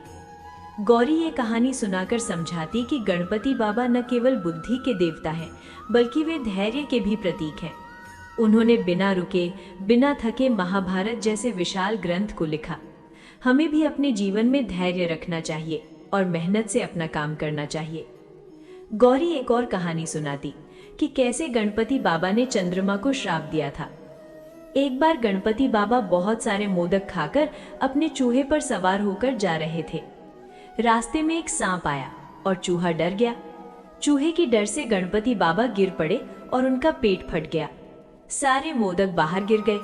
गणपति बाबा ने उस सांप से अपना पेट बांधा और फिर आकाश में चंद्रमा को देखा जो उन पर हंस रहा था। गणपति बाबा को बहुत गुस्सा आया और उन्होंने चंद्रमा को श्राप दे दिया कि जो भी तुम्हें देखेगा उस पर झूठा आरोप लगेगा। चंद्रमा ने माफी मांगी तो गणपति बाबा ने श्राप में थोड़ा परिवर्तन किया और कहा कि भाद्रपद शुक्ल चतुर्थी को जो तुम्हें देखेगा उस पर यह श्राप लागू होगा। गौरी इस कहानी के माध्यम से समझाती कि हमें किसी का मजाक नहीं उड़ाना चाहिए। चंद्रमा ने गणपति बाबा का मजाक उड़ाया और उन्हें श्राप मिल गया। हमें सबका सम्मान करना चाहिए, चाहे वे कैसे भी दिखते हों। गौरी लोगों को ये भी बताती कि गणपति बाबा की पूजा कैसे करनी चाहिए। वो कहती कि पूजा में सबसे महत्वपूर्ण है भाव। भगवान को हमारे धन की नहीं, हमारे भाव की जरूरत है। अगर हम सच्चे मन से एक फूल भी चढ़ाते हैं तो वो हजारों फूलों से बेहतर है। पूजा करते समय हमारा मन शांत होना चाहिए। हमें पहले स्नान करना चाहिए, स्वच्छ वस्त्र पहनने चाहिए, फिर एक शांत स्थान पर बैठकर गणपति बाबा का ध्यान करना चाहिए। उनकी मूर्ति या तस्वीर के सामने दीपक जलाना चाहिए। धूप दीप से वातावरण को शुद्ध करना चाहिए। फिर फूल, दूर्वा और यदि संभव हो तो मोदक या लड्डू चढ़ाना चाहिए। लेकिन अगर ये सब नहीं है तो कोई बात नहीं, सिर्फ जल से भी पूजा हो सकती है। सबसे महत्वपूर्ण है मंत्र का जाप। ओम गम गणपतये नमः। इस मंत्र को कम से कम 108 बार बोलना चाहिए। मंत्र बोलते समय हमारा मन गणपति बाबा में लगा होना चाहिए। हमें उनके स्वरूप का ध्यान करना चाहिए। अंत में आरती करनी चाहिए और प्रसाद ग्रहण करना चाहिए। गौरी ये भी समझाती कि गणपति बाबा को प्रिय क्या है। उन्हें लाल रंग बहुत प्रिय है। उन्हें दूर्वा यानी दूब घास बहुत प्रिय है। उन्हें मोदक सबसे प्रिय है। उन्हें लाल फूल पसंद है। उनकी पूजा में तुलसी का उपयोग नहीं करना चाहिए, क्योंकि एक पौराणिक कथा के अनुसार तुलसी ने गणपति बाबा को श्राप दिया था। गणपति बाबा को गुड़ और तिल भी बहुत पसंद है। उन्हें नारियल का प्रसाद भी चढ़ाया जा सकता है। गौरी लोगों को गणेश चतुर्थी के त्योहार के बारे में भी बताती। ये त्योहार भाद्रपद मास के शुक्ल पक्ष की चतुर्थी को मनाया जाता है। इस दिन गणपति बाबा का जन्म हुआ था। इस दिन विशेष रूप से मिट्टी की मूर्ति घर में लाई जाती है, उनकी पूजा की जाती है और फिर 10 दिन बाद विसर्जन किया जाता है। गौरी समझाती कि विसर्जन का अर्थ ये नहीं है कि हम गणपति बाबा को विदा कर रहे हैं। विसर्जन का अर्थ है कि हम समझते हैं कि भगवान मूर्ति में नहीं, हर जगह है। मूर्ति तो सिर्फ हमें उनका ध्यान करने में मदद करती है। जब हम मूर्ति का विसर्जन करते हैं तो हम ये संदेश देते हैं कि सब कुछ नश्वर है, केवल भगवान शाश्वत है। इस तरह गौरी लोगों को गणपति बाबा की महिमा, उनकी पूजा विधि और उनकी कथाएं सुनाती रहती। लोग बड़े ध्यान से सुनते और अपने जीवन में उन बातों को अपनाने की कोशिश करते। समय बीतता गया और गांव अमरपुर एक तीर्थ स्थल बन गया। दूर दूर से श्रद्धालु यहाँ आते थे। मंदिर की व्यवस्था के लिए अब एक समिति बन गई थी, जिसकी प्रमुख मुखिया सुखदेव थे। लेकिन हर महत्वपूर्ण निर्णय गौरी की सलाह से ही लिया जाता था। गौरी अब बूढ़ी हो रही थी, लेकिन उनकी भक्ति में कोई कमी नहीं आई थी। उनका चेहरा अभी भी तेजोमय था और उनकी आंखों में वही प्रेम और करुणा थी। एक दिन गांव में एक घटना घटी जिसने सबको हिला दिया। गांव के एक धनी व्यक्ति का बेटा बहुत बीमार पड़ गया। उसे बहुत तेज बुखार था और वो होश में नहीं था। गांव में कोई अच्छा वैद्य नहीं था। निकटतम शहर भी बहुत दूर था। उस धनी व्यक्ति का नाम सेठ लक्ष्मी नारायण था। वो बहुत घमंडी था और गणपति बाबा में विश्वास नहीं करता था। उसे लगता था कि ये सब अंधविश्वास है। लेकिन जब उसका बेटा मरने लगा तो वो घबरा गया। उसकी पत्नी ने कहा, चलो गौरी बहन के पास चलते हैं, शायद गणपति बाबा हमारे बेटे को बचा ले। लेकिन सेठ ने मना कर दिया। उसने कहा, मैं किसी भूत प्रेत में विश्वास नहीं करता। लेकिन जब हालत और बिगड़ गई तो उसकी पत्नी बिना उसे बताए गौरी के पास गई। उसने रोते हुए गौरी से कहा, बहन, मेरा बेटा मर रहा है, आप कुछ करो, गणपति बाबा से प्रार्थना करो। गौरी ने कहा, बहन घबराओ मत, गणपति बाबा सबकी मदद करते हैं, मैं चलती हूँ तुम्हारे साथ। गौरी सेठ के घर गई। सेठ ने उसे देखकर कहा, तुम यहाँ क्या कर रही हो? मुझे तुम्हारे भगवान में विश्वास नहीं है, जाओ यहाँ से। गौरी ने शांति से कहा, सेठ जी, मैं आपकी आस्था बदलने नहीं आई हूँ, मैं तो बस आपके बेटे को देखने आई हूँ, मुझे एक बार उसे देखने दीजिए। सेठ कुछ बोलता इससे पहले ही उसकी पत्नी गौरी को अंदर ले गई। गौरी ने बच्चे को देखा। बच्चे की हालत सच में बहुत खराब थी। गौरी ने तुरंत अपनी आंखें बंद की और मन ही मन गणपति बाबा से प्रार्थना की, हे प्रभु, ये बालक निर्दोष है, उसके पिता की गलती की सजा उसे मत दीजिए। आप दयालु है, कृपालु है, इस बच्चे को बचा लीजिए। मैं जानती हूँ आप सब कुछ कर सकते हैं। फिर गौरी ने अपने पास से एक छोटी सी शीशी निकाली जिसमें गणपति बाबा का चरणामृत था। उसने वो चरणामृत बच्चे के मुंह में डाला। कुछ ही देर में चमत्कार हो गया। बच्चे ने आंखें खोली, उसका बुखार उतरने लगा, वो होश में आ गया। सेठ की पत्नी खुशी से रोने लगी। उसने गौरी के पैर पकड़ लिए। सेठ भी ये देखकर हैरान रह गया। उसे विश्वास नहीं हो रहा था कि जिस बच्चे की मौत करीब थी वो अचानक ठीक कैसे हो गया। गौरी ने कहा, सेठ जी, ये मेरा नहीं, गणपति बाबा का चमत्कार है, आप उन्हीं का धन्यवाद कीजिए। लेकिन सेठ अभी भी अपने अहंकार में था। उसने कहा, शायद ये संयोग है, बच्चा अपने आप ठीक हो गया होगा। गौरी मुस्कुराई और बोली, सेठ जी, आप जो चाहे सोच सकते हैं, लेकिन एक दिन आप खुद समझ जाएंगे कि भगवान की शक्ति क्या होती है। ये कहकर गौरी वहां से चली गई। रात को सेठ को एक सपना आया। उसने सपने में देखा कि गणपति बाबा उसके सामने खड़े हैं। गणपति बाबा ने कहा, तुम्हारे बेटे को मैंने बचाया है, लेकिन तुम अभी भी घमंड में हो। याद रखो, धन दौलत सब नश्वर है, केवल भक्ति और विश्वास ही तुम्हारे साथ जाएगा। तुम्हें अपना घमंड छोड़ना होगा। सेठ की नींद खुल गई। उसे बहुत पसीना आ रहा था। वो सोचने लगा कि क्या सच में गणपति बाबा ने उसे सपने में दर्शन दिए हैं। सुबह जब वो उठा तो उसने अपने बेटे को देखा जो बिल्कुल स्वस्थ था और खेल रहा था। सेठ की आंखों में आंसू आ गए। उसे अपनी गलती का एहसास हो गया। सेठ तुरंत मंदिर गया और गणपति बाबा के सामने गिर पड़ा। उसने कहा, प्रभु, मुझे माफ कर दीजिए, मैं अपने अहंकार में अंधा हो गया था। मैंने आप पर विश्वास नहीं किया, लेकिन आपने फिर भी मेरे बेटे को बचाया। आप सच में महान हैं। अब से मैं आपका सच्चा भक्त बनूंगा। सेठ ने उसी दिन मंदिर में बहुत बड़ा दान दिया और कहा कि इस धन से गरीबों की मदद की जाए। सेठ का घमंड टूट चुका था और अब वो एक विनम्र और धार्मिक व्यक्ति बन गया था। ये खबर पूरे गांव में फैल गई। लोगों का गणपति बाबा में विश्वास और मजबूत हो गया। अब तो दूर दूर से लोग अपनी समस्याओं के साथ आते थे। कोई बीमारी लेकर आता, कोई आर्थिक समस्या लेकर आता, कोई पारिवारिक समस्या लेकर आता। सबसे मिलती, सबकी सुनती और सबको गणपति बाबा की शरण में जाने की सलाह देती। एक दिन एक युवक आया जिसका नाम विक्रम था। वो बहुत परेशान था। उसने गौरी से कहा, माताजी, मैं बहुत परेशान हूँ। मेरी शादी तय हो गई थी, लेकिन लड़की के पिता ने बहुत ज्यादा दहेज मांगा है। मेरे पिता के पास इतना धन नहीं है, अब लड़की वाले शादी तोड़ना चाहते हैं।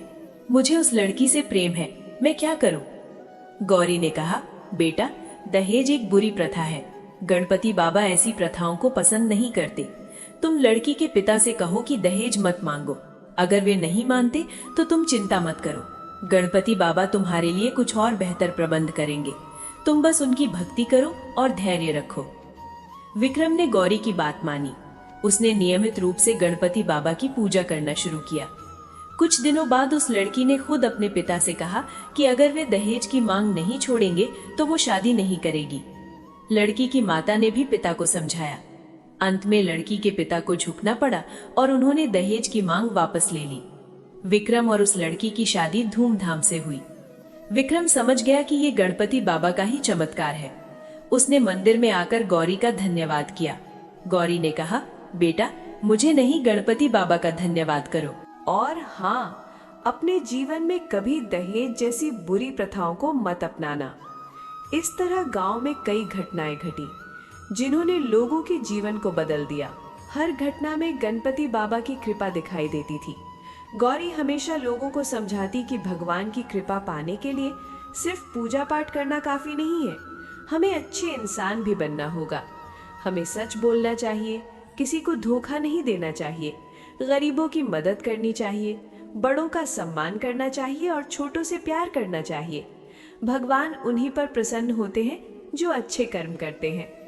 गांव में एक वृद्ध महिला थी जिसका नाम कमला था। वो बहुत गरीब थी और उसका कोई सहारा नहीं था। वो दूसरों के घरों में झाड़ू बर्तन का काम करती थी। एक दिन वो गिर गई और उसका पैर टूट गया। अब वो काम भी नहीं कर सकती थी। वो बहुत दुखी हो गई। एक दिन किसी ने उसे गौरी के बारे में बताया। कमला किसी तरह रेंगते हुए गौरी के पास पहुंची। गौरी ने उसे देखकर तुरंत उसे सहारा दिया और बिठाया। कमला ने रोते हुए अपना दुख बताया। गौरी ने कहा, माँ, तुम चिंता मत करो, अब से तुम यहीं रहोगी। मंदिर में ही तुम्हारे रहने की व्यवस्था हो जाएगी। तुम्हें किसी चीज की कमी नहीं होगी। कमला को विश्वास नहीं हुआ। उसने कहा, लेकिन बेटी, मैं तुम्हारी कोई नहीं हूँ, तुम मेरे लिए इतना क्यों कर रही हो? गौरी ने कहा, माँ, हम सब एक ही परमात्मा की संतान हैं। तुम मेरी माँ के समान हो। गणपति बाबा चाहते हैं कि हम एक दूसरे की सेवा करें। तुम्हारी सेवा करके मुझे खुशी मिलेगी। कमला की आंखों में आंसू आ गए। उसने गौरी को आशीर्वाद दिया और कहा, बेटी, भगवान तुम्हें हमेशा खुश रखे। उस दिन के बाद से कमला मंदिर में ही रहने लगी। गौरी ने उसके रहने के लिए मंदिर के पास ही एक छोटा सा कमरा बनवा दिया। कमला को खाने पीने की सारी व्यवस्था मिलने लगी। धीरे धीरे उसका पैर भी ठीक हो गया। कमला बहुत खुश थी। वो पूरा दिन मंदिर में ही रहती और गणपति बाबा की पूजा करती। वो अपनी उम्र के आखिरी दिन शांति और खुशी से बिताने लगी। इस तरह गौरी ने कई लोगों की जिंदगी बदली। वो किसी को भी खाली हाथ नहीं जाने देती थी, हर किसी की मदद करती थी। लेकिन वो हमेशा कहती कि ये सब गणपति बाबा की कृपा है, मैं तो बस एक माध्यम हूँ। समय बीतता गया और गौरी बहुत बूढ़ी हो गई। उसके बाल सफेद हो गए, चेहरे पर झुर्रियां पड़ गई, लेकिन उसका मन अभी भी युवा था और उसकी भक्ति में कोई कमी नहीं आई। वो अब ज्यादा नहीं चल सकती थी, लेकिन फिर भी रोज सुबह मंदिर जाती और गणपति बाबा की पूजा करती। एक दिन गौरी ने महसूस किया कि अब उसका अंतिम समय करीब आ रहा है। उसे कोई दुख नहीं था, कोई पछतावा नहीं था। उसने एक सुंदर जीवन जिया था, लोगों की सेवा की थी और गणपति बाबा की भक्ति की थी। उसने गांव के सभी लोगों को बुलाया और कहा, मेरे प्यारे भाइयों और बहनों, अब मेरा समय आ गया है, मुझे जाना है। लेकिन मैं तुम सबसे एक विनती करती हूँ, तुम गणपति बाबा की भक्ति करते रहना, एक दूसरे की मदद करते रहना, सच्चाई के रास्ते पर चलते रहना। भगवान हमेशा तुम्हारे साथ है, बस तुम्हें उन पर विश्वास रखना है। सभी लोग रो रहे थे। मुखिया सुखदेव ने कहा, माँ, आप ऐसा मत कहिए, आप ठीक हो जाएंगे। गौरी मुस्कुराई और बोली, बेटा, जन्म और मृत्यु तो प्रकृति का नियम है। मुझे कोई दुख नहीं है। मैं खुश हूँ कि मैंने अपना जीवन गणपति बाबा की सेवा में बिताया। अब मैं उन्हीं के पास जा रही हूँ। उस रात गौरी ने मंदिर में जाकर आखिरी बार गणपति बाबा की पूजा की। उसने दीपक जलाया, धूप दीप चढ़ाई, फूल चढ़ाए और फिर आरती गाई। उसकी आवाज कमजोर हो गई थी, लेकिन भावना बहुत गहरी थी। उसने गाया, जय गणेश जय गणेश जय गणेश देवा। आरती के बाद वो गणपति बाबा की मूर्ति के सामने बैठ गई और उनसे बातें करने लगी। वो बोली, बाबा, आज मैं आपसे आखिरी बार बात कर रही हूँ। आपने मुझ पर बहुत कृपा की, मुझे जीवन दिया, मुझे उद्देश्य दिया, मुझे प्यार दिया।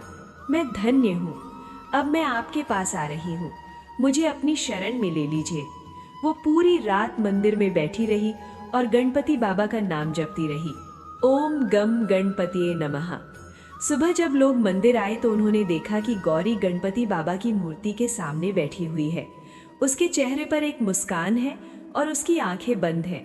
लोग समझ गए कि गौरी ने अपनी अंतिम सांस ली है, लेकिन उसके चेहरे पर जो शांति थी, जो संतोष था, वो देखकर सबको लगा कि वो सच में गणपति बाबा की गोद में सो गई है। पूरे गांव में शोक की लहर दौड़ गई। सभी लोग रो रहे थे। मुखिया सुखदेव, रामदीन, राम प्यारी, सुमित्रा, सेठ लक्ष्मी नारायण, कमला, गोपाल सभी मंदिर में इकट्ठा हो गए। सबकी आंखों में आंसू थे, लेकिन साथ ही सबके मन में एक संतोष भी था कि गौरी ने एक पूर्ण जीवन जिया और भगवान की गोद में उसने अपनी अंतिम सांस ली। गांव वालों ने बड़े सम्मान के साथ गौरी का अंतिम संस्कार किया। पूरा गांव जुलूस में शामिल हुआ। लोग गणपति बाबा के भजन गा रहे थे। सब कह रहे थे कि गौरी एक साधारण औरत नहीं थी, वो तो साक्षात देवी थी, जो गणपति बाबा की कृपा से इस धरती पर आई थी। उसने हम सबको भक्ति का रास्ता दिखाया, हमें प्रेम करना सिखाया, हमें एक दूसरे की मदद करना सिखाया। गौरी के जाने के बाद गांव वालों ने तय किया कि वे उसकी स्मृति को हमेशा जीवित रखेंगे। उन्होंने मंदिर के पास ही गौरी की एक मूर्ति स्थापित की। मूर्ति में गौरी को गणपति बाबा की पूजा करते हुए दिखाया गया था। हर बुधवार को लोग गौरी की मूर्ति को भी फूल चढ़ाते और उसे याद करते। मंदिर की व्यवस्था मुखिया सुखदेव और गांव के अन्य लोगों ने संभाल ली। वे गौरी की तरह ही हर बुधवार को विशेष पूजा करते और भंडारा करवाते। गौरी ने जो परंपरा शुरू की थी वो जारी रही। लोग अब भी दूर दूर से आते थे और गणपति बाबा के दर्शन करते थे।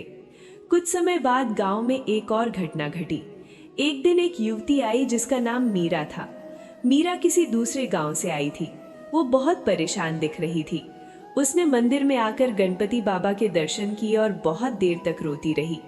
सुखदेव ने उससे पूछा, बेटी, क्या हुआ? तुम इतनी परेशान क्यों हो? मीरा ने अपनी कहानी सुनाई। उसने बताया कि वो एक गरीब परिवार से है। उसके पिता की मृत्यु हो चुकी है और उसकी माता बीमार रहती है। उसके 2 छोटे भाई बहन हैं जिनकी जिम्मेदारी उस पर है। वो मजदूरी करती है, लेकिन इतना नहीं कमा पाती कि परिवार का ठीक से पालन पोषण कर सके। उसने सुना था कि अमरपुर में गणपति बाबा का एक चमत्कारी मंदिर है जहाँ सबकी मुरादें पूरी होती हैं, इसलिए वो यहाँ आई है। सुखदेव ने मीरा को दिलासा दिया और कहा, बेटी, तुम परेशान मत हो, गणपति बाबा जरूर तुम्हारी मदद करेंगे। तुम यहीं कुछ दिन रुको, मंदिर में रहने की व्यवस्था है। तुम रोज सुबह गणपति बाबा की पूजा करो। मीरा वहीं रुक गई। वो रोज सुबह उठकर मंदिर की सफाई करती, गणपति बाबा की पूजा करती और भजन गाती। उसकी भक्ति बिल्कुल गौरी की तरह थी, सच्ची और निष्कपट। कुछ दिनों बाद गांव के ही एक व्यापारी को एक लड़की की जरूरत थी जो उसकी दुकान पर काम कर सके। किसी ने उसे मीरा के बारे में बताया। व्यापारी ने मीरा से बात की और उसे अपनी दुकान पर काम दे दिया। व्यापारी बहुत अच्छा आदमी था और उसने मीरा को अच्छा वेतन देने का वादा किया। मीरा बहुत खुश हुई। उसने गणपति बाबा का धन्यवाद किया। उसने जो कमाया उसका एक हिस्सा अपने परिवार को भेजा और एक हिस्सा मंदिर में दान कर दिया। धीरे धीरे उसकी स्थिति सुधरने लगी। उसकी माता का इलाज हो गया और वो ठीक हो गई। उसके भाई बहन की पढ़ाई शुरू हो गई। मीरा समझ गई कि ये सब गणपति बाबा का ही आशीर्वाद है। मीरा भी गांव में रहने लगी और गौरी की तरह ही लोगों की मदद करने लगी। वो मंदिर में आने वाले लोगों से मिलती, उनकी समस्याएं सुनती और उन्हें गणपति बाबा की भक्ति करने की सलाह देती। गांव वालों को लगा कि जैसे गौरी फिर से उनके बीच आ गई है। मीरा में भी वही करुणा थी, वही प्रेम था जो गौरी में था। एक दिन मीरा ने गांव वालों से कहा कि वो गौरी के जीवन की कहानी लिखना चाहती है, ताकि आने वाली पीढ़ियां भी उनके बारे में जान सके। सबने इस विचार का स्वागत किया। मीरा ने गांव के सभी बुजुर्गों से बात की, उनसे गौरी के बारे में सुना और फिर एक किताब लिखी जिसका नाम था गौरी, एक सच्ची भक्त की कहानी। ये किताब दूर दूर तक फैल गई और लोग गौरी के बारे में जानने लगे। समय बीतता गया और गांव अमरपुर का नाम और भी प्रसिद्ध हो गया। अब तो दूसरे राज्यों से भी लोग यहाँ आने लगे। मंदिर का और विस्तार हुआ, एक बड़ा सभागार बना, एक धर्मशाला बनी जहाँ श्रद्धालु रुक सकते थे। लेकिन सबसे खास बात ये थी कि मंदिर की आत्मा वही रही। गौरी ने जो शिक्षा दी थी, जो मूल्य स्थापित किए थे, वे बरकरार रहे। मंदिर में आज भी हर बुधवार को भंडारा होता है। हर किसी को बिना किसी भेदभाव के खाना दिया जाता है। गरीबों की मदद की जाती है। लोगों को गणपति बाबा की कथाएं सुनाई जाती हैं। गांव के बच्चे जो अब बड़े हो गए थे, वे अपने बच्चों को गौरी की कहानी सुनाते। वे बताते कि कैसे गरीब असहाय औरत ने अपनी भक्ति के बल पर पूरे गांव को बदल दिया, कैसे उसने लोगों को प्रेम करना सिखाया, एक दूसरे की मदद करना सिखाया। बच्चे बड़े ध्यान से सुनते और गौरी को अपना आदर्श मानते। गोपाल जो अब एक युवक हो गया था, वो पढ़ाई में बहुत अच्छा हो गया था। उसने शहर जाकर उच्च शिक्षा प्राप्त की और फिर इंजीनियर बन गया। लेकिन वो अपनी जड़ों को नहीं भूला। वो हर साल गणेश चतुर्थी पर अपने गांव आता और मंदिर में विशेष पूजा करवाता। उसने अपनी सफलता का श्रेय गणपति बाबा और गौरी को दिया। उसने कहा, अगर गौरी काकी ने मुझे सही रास्ता नहीं दिखाया होता तो आज मैं कहाँ होता। उसने गांव के गरीब बच्चों के लिए एक स्कूल खोला ताकि वे भी पढ़ लिख कर आगे बढ़ सके। सेठ लक्ष्मी नारायण का बेटा भी अब बड़ा हो गया था। उसने अपने पिता का व्यवसाय संभाल लिया, लेकिन उसने व्यवसाय को बहुत ईमानदारी से चलाया। वो रोज सुबह दुकान खोलने से पहले गणपति बाबा की पूजा करता।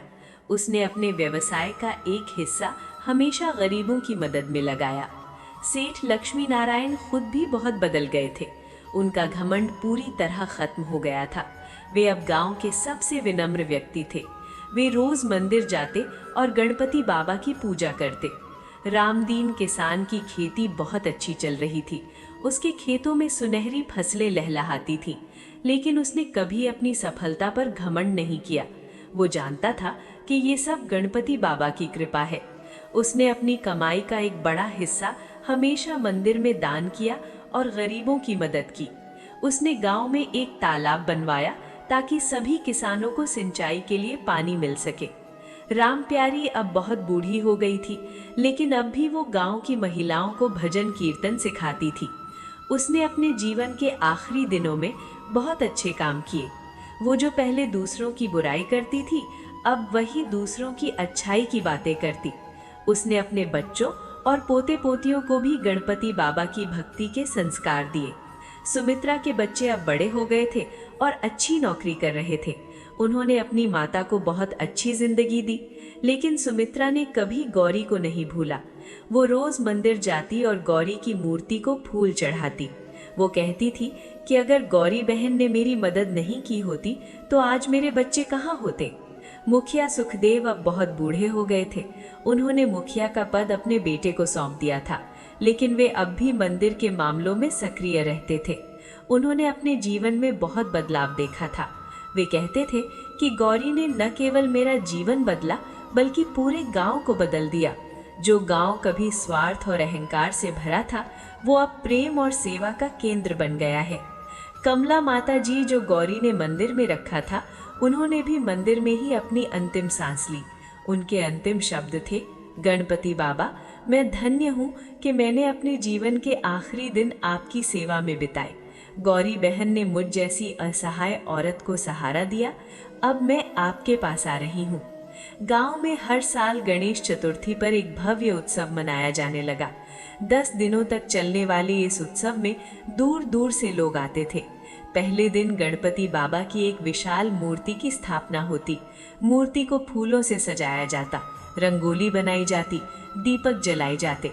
हर दिन सुबह और शाम विशेष पूजा होती, भजन कीर्तन होते, गणपति बाबा की कथाएं सुनाई जाती। 10वें दिन विसर्जन होता। पूरा गांव जुलूस निकालता और मूर्ति को नदी में विसर्जित करता।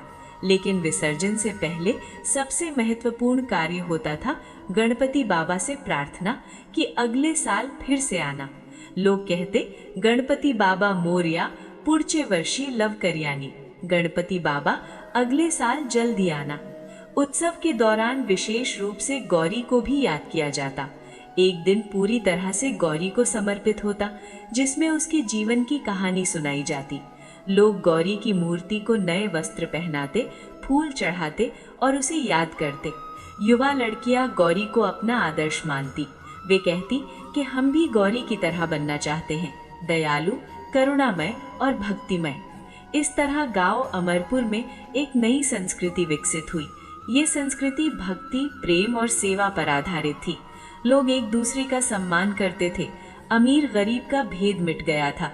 सब मिलकर त्योहार मनाते, सब मिलकर मंदिर की सेवा करते, सब मिलकर गरीबों की मदद करते। एक दिन गांव में एक बड़ा संकट आया। भयंकर सूखा पड़ा। महीनों तक बारिश नहीं हुई। खेत सूख गए, तालाब सूख गए, कुएं सूख गए। लोग परेशान हो गए। उन्हें लगा कि अब क्या होगा, लेकिन उन्होंने हिम्मत नहीं हारी। पूरे गांव ने मिलकर गणपति बाबा से प्रार्थना की। लगातार 7 दिनों तक मंदिर में विशेष पूजा हुई। लोगों ने व्रत रखे, रात रात भर भजन कीर्तन हुए। 7वें दिन अचानक आसमान में बादल छा गए, तेज हवा चलने लगी और फिर जोरदार बारिश शुरू हो गई। बारिश इतनी हुई कि सारे तालाब भर गए, कुओं में पानी आ गया। लोग खुशी से झूम उठे। उन्होंने समझ लिया कि ये गणपति बाबा का चमत्कार है। गांव वालों ने उस दिन विशेष धन्यवाद पूजा की। सब ने गणपति बाबा को नारियल, फूल, मोदक चढ़ाए। मंदिर में भंडारा किया गया। सब ने कहा कि गणपति बाबा ने फिर से हमारी रक्षा की है, उन्होंने हमें निराश नहीं किया। इस घटना के बाद गांव वालों का विश्वास और भी मजबूत हो गया। अब तो दूर दूर के गांवों से भी लोग अमरपुर आने लगे और कहने लगे कि ये गांव धन्य है जहां गणपति बाबा खुद रहते हैं। कुछ वर्षों बाद सरकार ने गांव अमरपुर को एक आदर्श गांव घोषित किया। अधिकारी आए और उन्होंने देखा कि ये गांव सच में अलग है। यहाँ गरीबी है लेकिन भूखमरी नहीं है। यहाँ अमीर गरीब सब साथ मिलकर रहते हैं। यहाँ मंदिर केवल पूजा का स्थान नहीं है, बल्कि समाज सेवा का केंद्र है। यहाँ के लोग ईमानदार हैं, मेहनती हैं और एक दूसरे की मदद करने वाले हैं। सरकार ने गांव को विकास के लिए विशेष अनुदान दिया। गांव में सड़कें बनी, बिजली आई, स्कूल का विस्तार हुआ, एक छोटा अस्पताल बना। लेकिन इन सब विकास के बावजूद गांव की आत्मा नहीं बदली। लोग अब भी सादा जीवन जीते थे। अब भी गणपति बाबा की भक्ति करते थे। अब भी एक दूसरे की मदद करते थे। मीरा जब बूढ़ी हो गई थी, वो अक्सर युवाओं को गौरी की कहानी सुनाती। वो कहती, देखो बच्चों, गौरी एक साधारण औरत थी। उसके पास न धन था, न शिक्षा, न कोई सहारा, लेकिन उसके पास एक चीज थी, गणपति बाबा में अटूट विश्वास। उसने कभी हिम्मत नहीं हारी। सबसे बुरे समय में भी उसने भगवान का नाम नहीं छोड़ा और भगवान ने उसे निराश नहीं किया। उन्होंने उसे न केवल नया जीवन दिया, बल्कि उसे इस पूरे गांव को बदलने का माध्यम बनाया। यही भक्ति की शक्ति है बच्चों। जब हम सच्चे मन से भगवान को पुकारते हैं तो वे हमारे साथ होते हैं। युवा पीढ़ी मीरा की बातें ध्यान से सुनती और उन्हें अपने जीवन में अपनाने की कोशिश करती। कुछ युवाओं ने तो ये संकल्प लिया कि वे गौरी की तरह अपना जीवन समाज सेवा में बिताएंगे। गांव में एक युवक था जिसका नाम अर्जुन था। वो बहुत प्रतिभाशाली था और उसे शहर में एक अच्छी नौकरी मिल गई थी। लेकिन गौरी की कहानी सुनकर उसके मन में कुछ और करने की इच्छा जागी। उसने नौकरी छोड़ दी और गांव वापस आ गया।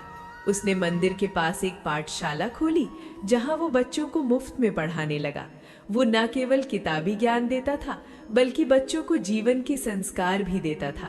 वो उन्हें गणपति बाबा की कथाएं सुनाता, उन्हें सच्चाई और ईमानदारी का महत्व समझाता। अर्जुन की पाठशाला बहुत सफल हुई। बच्चे न केवल पढ़ाई में अच्छे होने लगे, बल्कि उनका चरित्र भी निर्मल होने लगा। माता पिता अर्जुन का धन्यवाद करते, लेकिन अर्जुन हमेशा कहता कि ये सब गणपति बाबा की कृपा है और गौरी माता जी की प्रेरणा है। एक युवती की जिसका नाम पूजा था, उसमें गौरी से प्रेरणा लेकर मंदिर में एक महिला सहायता केंद्र खोला। वहां वो उन महिलाओं की मदद करती जो किसी संकट में होती। कभी किसी महिला को घरेलू हिंसा का सामना करना पड़ रहा होता, कभी किसी को आर्थिक समस्या होती, कभी किसी को स्वास्थ्य समस्या होती। पूजा सबकी मदद करती। वो उन्हें गणपति बाबा की शरण में लाती और उन्हें हिम्मत देती। धीरे धीरे कई महिलाओं की जिंदगी बदल गई। इस तरह गौरी की प्रेरणा से पूरी एक पीढ़ी सेवा भाव से जीने लगी। लोग समझ गए थे कि सच्ची खुशी दूसरों की मदद करने में है। सच्ची भक्ति केवल पूजा पाठ करने में नहीं, बल्कि मानवता की सेवा करने में है। एक दिन मंदिर में एक बहुत बूढ़ा साधु आया। वो इतना बूढ़ा था कि चल भी नहीं पा रहा था। कुछ युवकों ने उसे सहारा देकर मंदिर के अंदर लाया। साधु ने गणपति बाबा के दर्शन किए और फिर गौरी की मूर्ति के सामने गया। उसने बहुत देर तक गौरी की मूर्ति को देखा और फिर उसकी आंखों से आंसू बहने लगे। लोगों ने पूछा, महाराज आप रो क्यों रहे हैं? साधु ने कहा, बच्चों, मैं वही साधु हूँ जो कई साल पहले इस गांव आया था। मैंने गौरी से मुलाकात की थी और उसे आशीर्वाद दिया था। आज फिर से आया हूँ ये देखने कि मेरी भविष्यवाणी सच हुई या नहीं। मैंने कहा था कि गौरी के कारण इस गांव का नाम अमर हो जाएगा, और सच में ऐसा ही हुआ है। आज पूरे प्रदेश में अमरपुर की ख्याति है। लोग दूर दूर से यहाँ आते हैं। ये सब गौरी की भक्ति का फल है। साधु ने आगे कहा, लेकिन याद रखना बच्चों, ये विरासत तभी तक बची रहेगी जब तक तुम लोग गौरी के बताए रास्ते पर चलोगे। अगर कभी तुम्हारे मन में घमंड आ गया, स्वार्थ आ गया, तो ये सब खत्म हो जाएगा। गणपति बाबा की कृपा उन्हीं पर रहती है जो विनम्र हैं, जो दूसरों की सेवा करते हैं। लोगों ने साधु की बात ध्यान से सुनी और उन्हें आश्वासन दिया कि वे हमेशा गौरी के आदर्शों पर चलेंगे। साधु ने सबको आशीर्वाद दिया और फिर वहां से चले गए, लेकिन उनकी बातें लोगों के मन में गहरे बैठ गई। उसी रात मुखिया के बेटे ने, जो अब गांव का नया मुखिया था, एक सभा बुलाई। उसने कहा, भाइयों और बहनों, आज जो साधु महाराज आए थे, उन्होंने हमें एक बहुत महत्वपूर्ण बात याद दिलाई। हमें कभी भी अपनी विरासत को नहीं भूलना चाहिए। गौरी माता जी ने जो संस्कार हमें दिए हैं, जो मूल्य हमें दिए हैं, हमें उन्हें हमेशा जीवित रखना होगा। मैं प्रस्ताव करता हूँ कि हम एक प्रतिज्ञा लें कि हम हमेशा सच्चाई, ईमानदारी और सेवा के रास्ते पर चलेंगे। हम कभी किसी के साथ अन्याय नहीं करेंगे। हम हमेशा गणपति बाबा की भक्ति करेंगे और एक दूसरे की मदद करेंगे। सभी लोगों ने एक स्वर में कहा, हाँ, हम ये प्रतिज्ञा लेते हैं। उस दिन से हर साल गणेश चतुर्थी पर ये प्रतिज्ञा दोहराई जाने लगी। लोग गणपति बाबा के सामने खड़े होकर कहते हैं, विघ्नहर्ता, हम प्रतिज्ञा करते हैं कि हम हमेशा सत्य के रास्ते पर चलेंगे। हम कभी किसी को धोखा नहीं देंगे। हम गरीबों की मदद करेंगे। हम बुजुर्गों का सम्मान करेंगे। हम बच्चों से प्यार करेंगे। हम अपने कर्तव्यों का पालन करेंगे। हम गौरी माता जी के आदर्शों को जीवित रखेंगे। ये प्रतिज्ञा केवल शब्दों में नहीं रही, बल्कि लोगों ने इसे अपने जीवन में उतारा। गांव में अपराध लगभग खत्म हो गया। लोग एक दूसरे पर विश्वास करने लगे। दुकानदार ईमानदारी से सामान बेचते, किसान अच्छी फसल उगाते, शिक्षक मन लगाकर पढ़ाते, डॉक्टर समर्पण से इलाज करते। हर कोई अपना काम पूरी ईमानदारी से करता। गांव में एक परंपरा और शुरू हुई। हर महीने की चतुर्थी को एक सत्संग होता। इस सत्संग में लोग इकट्ठे होते और अपने अनुभव साझा करते। कोई बताता कि कैसे गणपति बाबा ने उसकी मदद की, कोई बताता कि कैसे उसने किसी की मदद की और उसे कितनी खुशी मिली। कोई गणपति बाबा की कोई कथा सुनाता, कोई भजन गाता। ये सत्संग लोगों को एक दूसरे के करीब लाता था और उनकी भक्ति को गहरा करता था। ये कथा यहीं पर समाप्त होती है। तो प्रिय दर्शन बंधु, ये कथा आपको कैसी लगी कमेंट में जरूर बताएं और हमारे चैनल सनातन आराध्या को सब्सक्राइब करना न भूलें। धन्यवाद। अब भी गणपति बाबा की भक्ति करते थे, अब भी एक दूसरे की मदद करते थे। मीरा जब बूढ़ी हो गई थी, वो अक्सर युवाओं को गौरी की कहानी सुनाती। वो कहती, देखो बच्चों, गौरी एक साधारण औरत थी।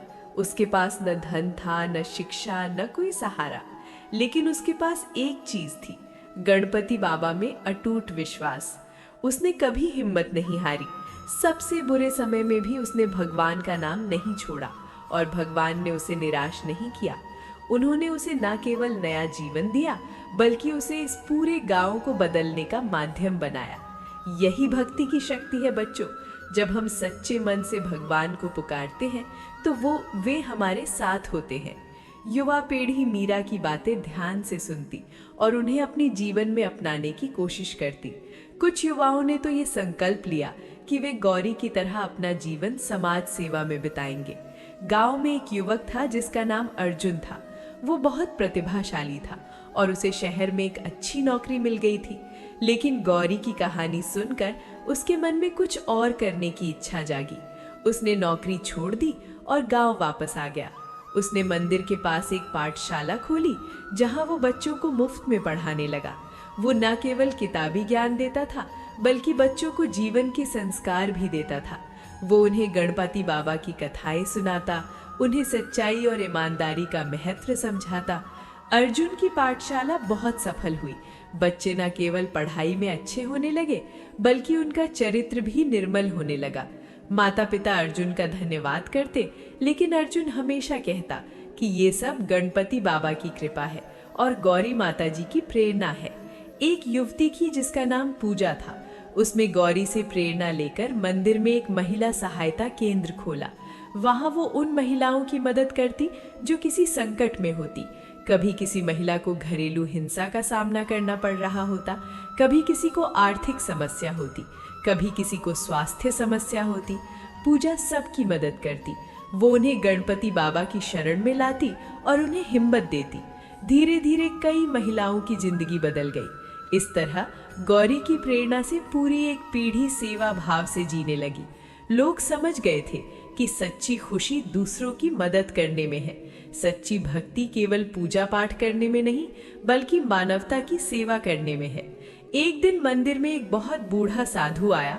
वो इतना बूढ़ा था कि चल भी नहीं पा रहा था।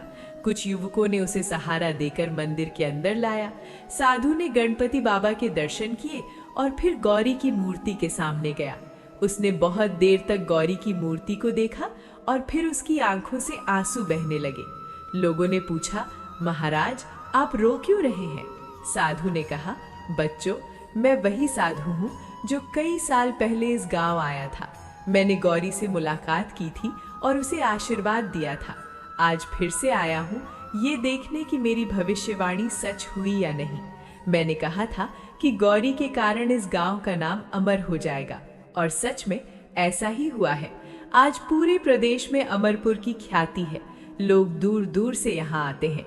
ये सब गौरी की भक्ति का फल है। साधु ने आगे कहा, लेकिन याद रखना बच्चों, ये विरासत तभी तक बची रहेगी जब तक तुम लोग गौरी के बताए रास्ते पर चलोगे। अगर कभी तुम्हारे मन में घमंड आ गया, स्वार्थ आ गया, तो ये सब खत्म हो जाएगा। गणपति बाबा की कृपा उन्हीं पर रहती है जो विनम्र हैं, जो दूसरों की सेवा करते हैं। लोगों ने साधु की बात ध्यान से सुनी और उन्हें आश्वासन दिया कि वे हमेशा गौरी के आदर्शों पर चलेंगे। साधु ने सबको आशीर्वाद दिया और फिर वहां से चले गए, लेकिन उनकी बातें लोगों के मन में गहरे बैठ गई। उसी रात मुखिया के बेटे ने, जो अब गांव का नया मुखिया था, एक सभा बुलाई। उसने कहा, भाइयों और बहनों, आज जो साधु महाराज आए थे, उन्होंने हमें एक बहुत महत्वपूर्ण बात याद दिलाई। हमें कभी भी अपनी विरासत को नहीं भूलना चाहिए। गौरी माता जी ने जो संस्कार हमें दिए हैं, जो मूल्य हमें दिए हैं, हमें उन्हें हमेशा जीवित रखना होगा। मैं प्रस्ताव करता हूँ कि हम एक प्रतिज्ञा लें कि हम हमेशा सच्चाई, ईमानदारी और सेवा के रास्ते पर चलेंगे। हम कभी किसी के साथ अन्याय नहीं करेंगे।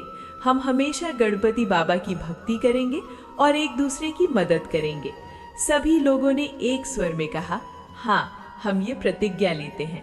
उस दिन से हर साल गणेश चतुर्थी पर ये प्रतिज्ञा दोहराई जाने लगी। लोग गणपति बाबा के सामने खड़े होकर कहते हैं, विघ्नहर्ता, हम प्रतिज्ञा करते हैं कि हम हमेशा सत्य के रास्ते पर चलेंगे, हम कभी किसी को धोखा नहीं देंगे, हम गरीबों की मदद करेंगे, हम बुजुर्गों का सम्मान करेंगे, हम बच्चों से प्यार करेंगे, हम अपने कर्तव्यों का पालन करेंगे, हम गौरी माता जी के आदर्शों को जीवित रखेंगे। ये प्रतिज्ञा केवल शब्दों में नहीं रही, बल्कि लोगों ने इसे अपने जीवन में उतारा। गांव में अपराध लगभग खत्म हो गया, लोग एक दूसरे पर विश्वास करने लगे, दुकानदार ईमानदारी से सामान बेचते, किसान अच्छी फसल उगाते, शिक्षक मन लगाकर पढ़ाते, डॉक्टर समर्पण से इलाज करते, हर कोई अपना काम पूरी ईमानदारी से करता। गांव में एक परंपरा और शुरू हुई। हर महीने की चतुर्थी को एक सत्संग होता। इस सत्संग में लोग इकट्ठे होते और अपने अनुभव साझा करते। कोई बताता कि कैसे गणपति बाबा ने उसकी मदद की, कोई बताता कि कैसे उसने किसी की मदद की और उसे कितनी खुशी मिली, कोई गणपति बाबा की कोई कथा सुनाता, कोई भजन गाता। ये सत्संग लोगों को एक दूसरे के करीब लाता था और उनकी भक्ति को गहरा करता था। ये कथा यहीं पर समाप्त होती है। तो प्रिय दर्शन बंधु, ये कथा आपको कैसी लगी कमेंट में जरूर बताएं और हमारे चैनल सनातन आराध्या को सब्सक्राइब करना न भूलें। धन्यवाद।